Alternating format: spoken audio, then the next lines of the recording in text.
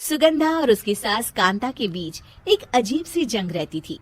ये जंग थी किचन में कौन ज्यादा अच्छा काम करेगा और घर के सदस्यों के दिल जीतेगा। और उनकी इस जंग में हमेशा कुर्बान होते थे उनके दोनों पति। कैसे? आइए देखते हैं इस किचन पॉलिटिक्स की कहानी में। एक दिन किचन में, माँ जी, आज मैं बना रही हूँ मेथी की सब्जी। इस खाने से घर वालों के पेट की सारी समस्या खत्म हो जाएगी। और मैं बना रही हूँ तड़के वाली छाछ, जिसे पीते ही गैस की समस्या कभी नहीं होगी। दोनों अपने अपने खाने को लेकर टेबल पर पहुंच जाती हैं। तभी सुगंधा के ससुर उसकी बनाई सब्जी की तारीफ कर देते हैं। अरे वाह, मेथी की सब्जी भी बनी है, बड़ी ही स्वादिष्ट है। वाह बहू वाह।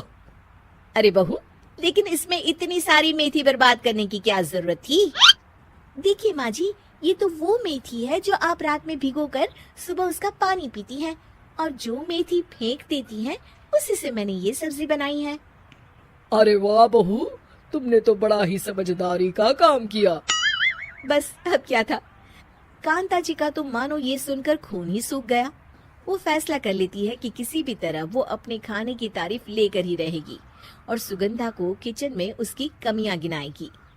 कांता फ्रिज खोलकर देख रही होती है और फिर सुगंधा से कहती है, अरे बहू, ये क्या, पूरा फ्रिज गंदा पड़ा है। तभी वहाँ सुगंधा का पति आ जाता है। वो सुगंधा को डांट कर कहता है, सुगंधा, तुम्हें कितनी बार कह रखा है कि वायरस फैल रहा है, साफ सफाई का पूरा ख्याल रखना है, लेकिन तुम किचन में इतनी गंदगी रखोगी तो कैसे चलेगा।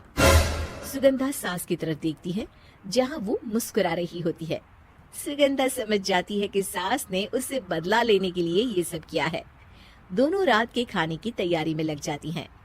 दोनों ना एक दूसरे की तरफ देखती हैं और ना ही एक दूसरे से बातें करती हैं। रात को खाने की टेबल पर एक एक कर दोनों कई तरह के अलग अलग व्यंजन टेबल पर लगा देती हैं और अपने अपने पति के पास जाकर खड़ी हो जाती हैं। अरे खाइए जी खाइए, मैंने बड़ी मेहनत से बनाया है। प्लेट में वो खाना डालती हैं। सुगंधा भी दोनों की प्लेट में खाना डालते हुए कहती है, बड़ी ही मेहनत लगी है इस खाने को बनाने में। हाँ, दोनों को ना चाहते हुए भी सारा खाना खाना पड़ता है। कहीं दही तो कहीं मलाई तो कहीं मसाला। और इन सब के बाद दोनों बड़ी ही मुश्किल से अपने कमरे में सोने जाते हैं। लेकिन अगली सुबह सुगंधा का पति चिल्ला रहा होता है, हाय रे, हाय मेरा तो पेट खराब हो गया। हाय माँ, बहुत दर्द हो रहा है। तो वहीं कांता के कमरे से भी कुछ ऐसी ही आवाज आने लगती है। हे भगवान, इस सास बहू की लड़ाई हमारी जान लेकर रहेगी। जाओ कोई डॉक्टर को बुला कर लाओ। डॉक्टर आते हैं। दोनों को देखकर कांता और सुगंधा से कहते हैं, देखिए, आप दोनों इन्हें खाने में हल्का ही दीजिएगा। हो सके तो रात का खाना जल्दी खाया करे और वॉक किया करे। इतना कहकर डॉक्टर वहां से चले जाते हैं। जिसके बाद एक बार फिर से दोनों बहुएं किचन में जाती हैं और खाना बनाने में लग जाती हैं।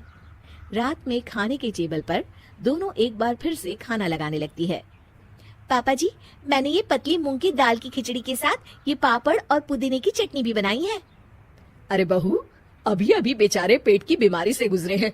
इतना भारी खाना तो डॉक्टर ने भी मना किया है ना। देखिए, मैंने आप दोनों के लिए सूप बनाया है। और दोनों उन लोगों की प्लेट में खाना डालने लगती हैं। तभी दोनों एक साथ बोल पड़ते हैं, बस करो, हमें माफ करो।